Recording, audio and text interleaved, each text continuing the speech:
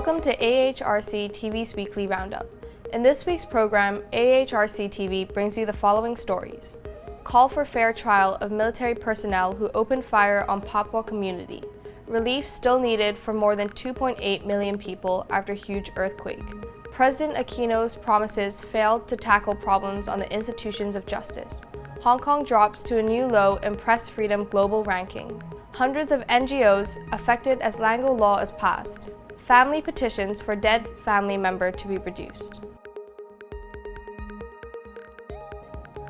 Welcome to AHRC TV's weekly roundup. I'm Christine Learn. This week's roundup begins in the Papua province of Indonesia, where allegations of severe violation of human rights against the indigenous people have occurred. To date, the Law Enforcement Agency and the National Commission on Human Rights have still not conducted a proper investigation into prosecuting perpetrators of the crime.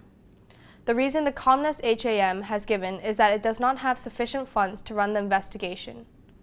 On December 8, 2014, WWO military personnel abused their power against 3 teenagers, kicking and beating one of them until he began to bleed and finally fainted. Residents had to bring the teenager to hospital. The next morning, residents of Paniai demanded the military take responsibility for the events of the night before.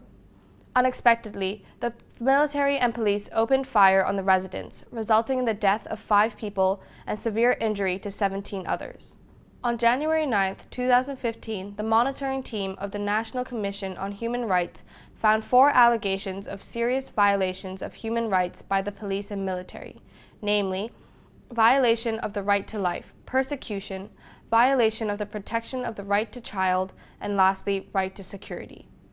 While the monitoring team has come up with these allegations, it is important to note that there has been no field investigation.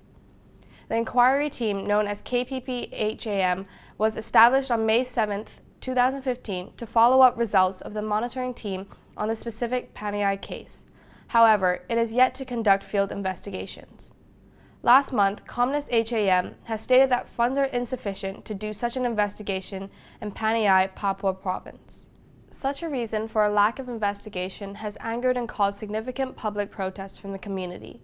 Thus, the Independent Student Forum, mostly comprised of indigenous Papuan students, has managed to collect 608,000 Indonesian rupees and have given the money to an official of Communist HAM Papua so that KPP-HAM can finally begin their investigation. This attack needs to be thoroughly investigated to ensure the military and police officers that committed murder be held accountable for their actions. The National Commission of Human Rights' lack of funds to conduct an appropriate investigation highlights the injustice of the government system against the Papuan people. Paniai case is not the first case in Papua, but also conduct many cases in Papua, but sometimes our finding is not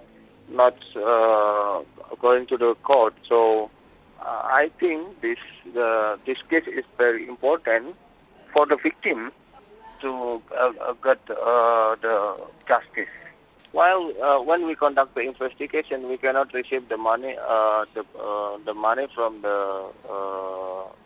donors or from the public, because when we conduct the investigation, the funds should be from the government's budget.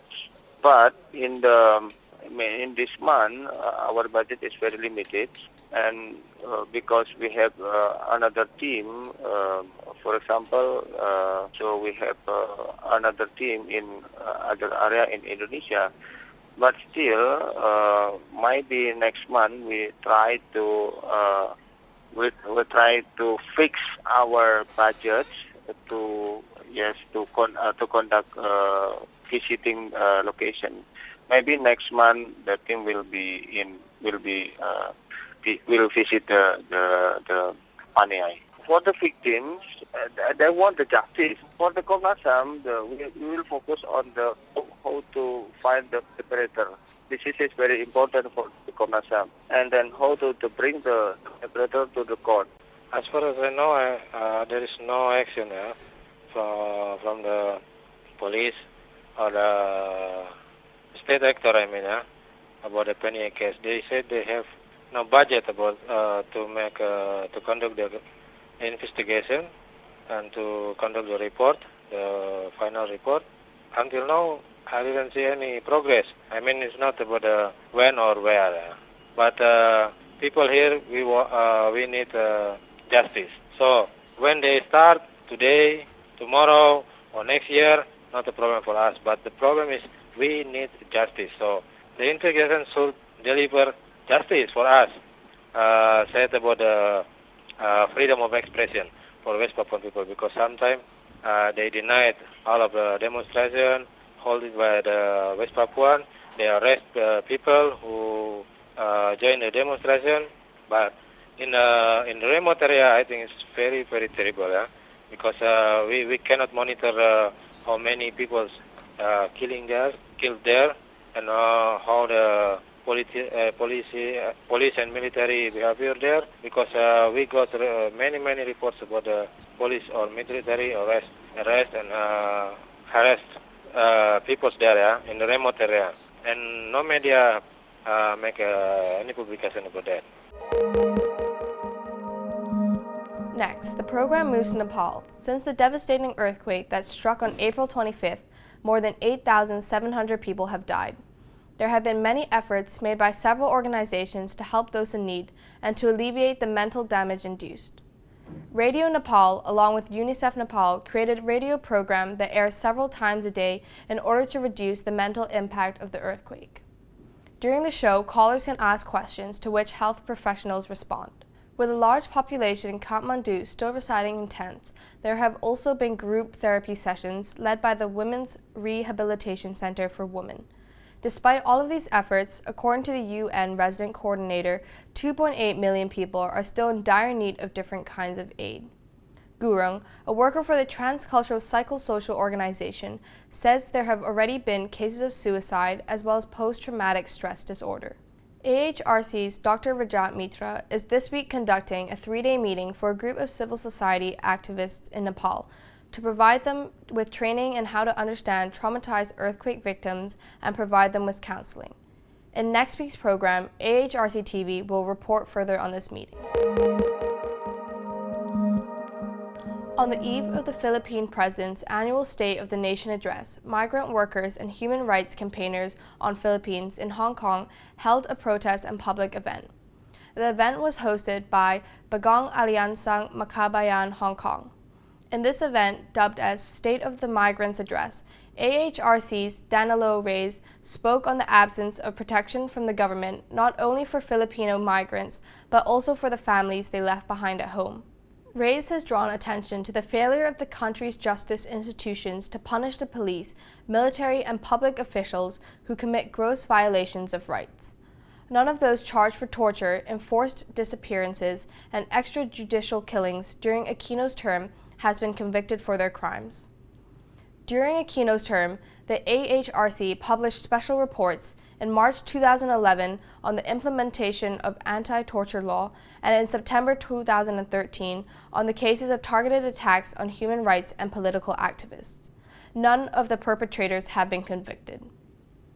Despite the enactment of numerous human rights laws, notably against enforced disappearances, Reyes noted that Aquino failed to transform his pledges into practice.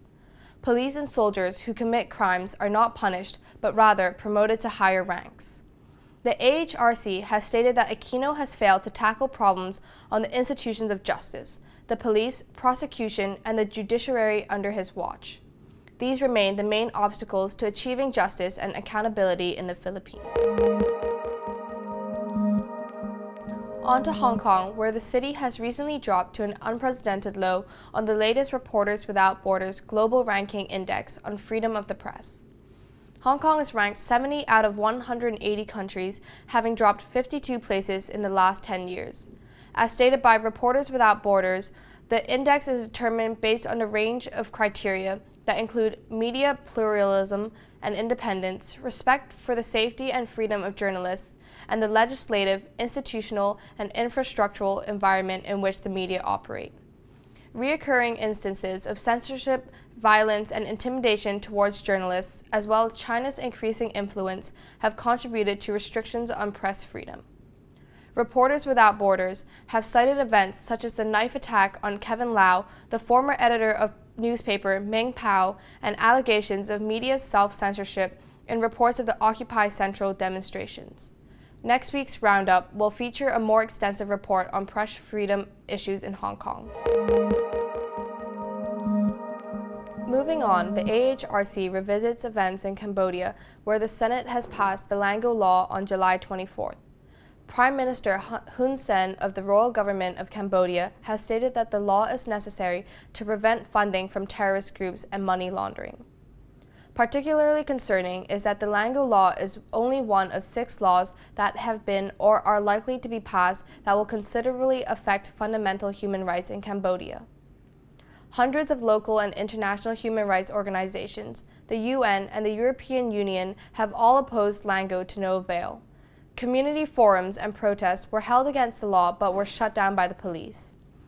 With the enactment of the Lango Law, the government has unrivaled dominance to control the rights of citizens and their freedoms. Seen as progressively authoritarian, this Cambodian state sees NGOs dealing with legal and human rights as unwanted opposition. The law will ultimately inhibit the operations of grassroots groups, organizations with restricted resources, and informal networks.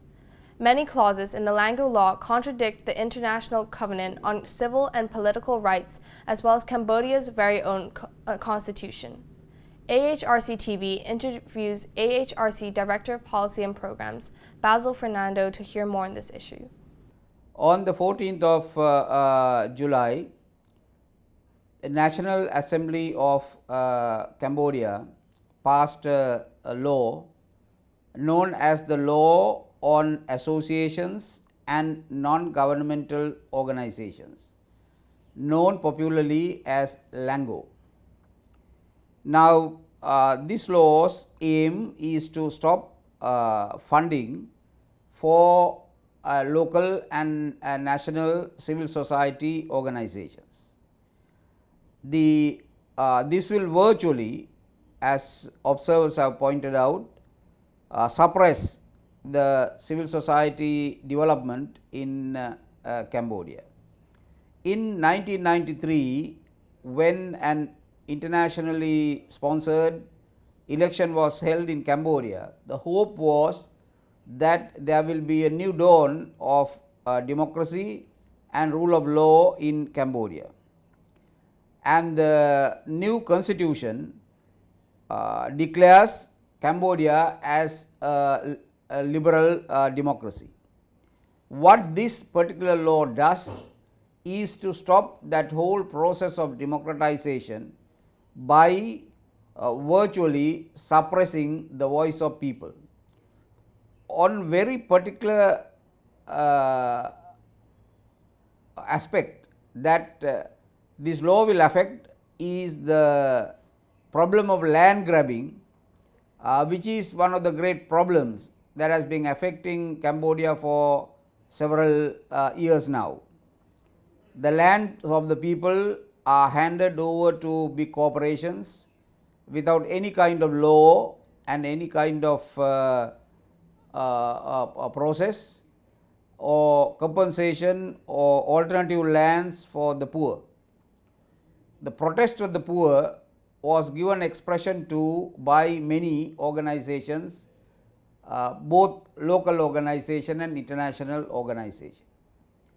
The purpose of this law is to stop any kind of discussion of this tremendous problem that is faced by the poor when their lands are grabbed unlawfully by the government. People's Party of Cambodia has consistently attempted to suppress the democratization of Cambodia. This law should be resisted by all, particularly all human rights organizations throughout the world. The program ends in Pakistan, where the dead body of Raja Dahir, who was abducted by Pakistan Ranger personnel on June 4th, has been found dumped in a deserted location on July 4th. Raja Dahir was the General Secretary of JSMM, a Sindhi nationalist party. A herdsman found the corpse and then informed the police. As per the post-mortem report, the Dahir's body bears 2 gunshot wounds on the forehead and there are torture marks. Because of pressure from the security establishment, the judicial magistrate is currently refusing an application from the family to disinter the body for proper burial. Following his abduction, Dahir's father and wife had filed a petition in the Sindh High Court in Karachi. During the last hearing in June, the court ordered the police and the rangers to produce the missing man before the court by June 26th. 2 hearings of the petition had been held in the High Court, while the next hearing was scheduled for August 6th. Law enforcement agencies are known to use the tactic of dumping dead bodies of missing persons to scare the family not to pursue the case. That is all for this weekly roundup. For more on these and other issues, please visit www.humanrights.asia. Thank you for watching and see you next week.